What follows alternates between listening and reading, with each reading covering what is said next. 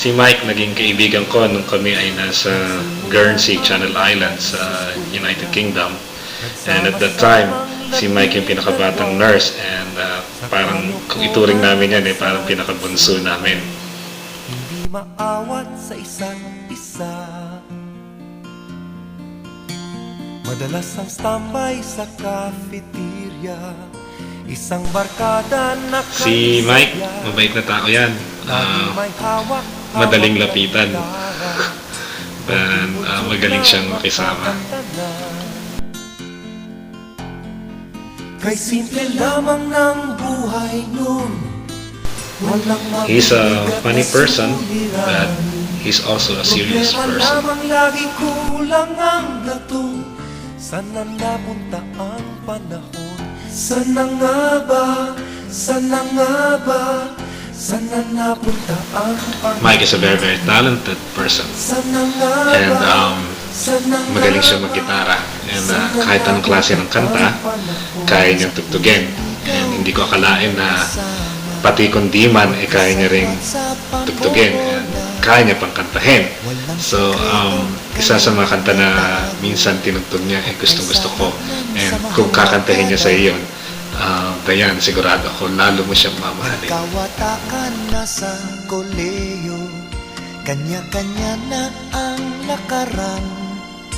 Kahit minsanan na lang kung magkita, Mike loves to play.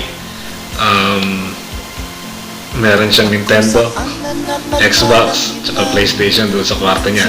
Kaya lahat kami nandoon at naglalaro. Meron pang ang mga ilang nawalan na. Mike is the life of the party.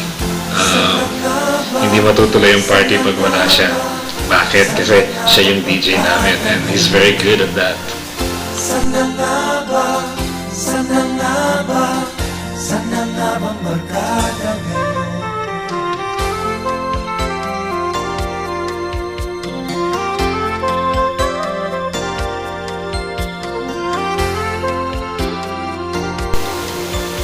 Sa iyo, Dayan, alam ko hindi pa tayo nakikita pero isa lang ang sasabihin ko na mahal ka ni Mike.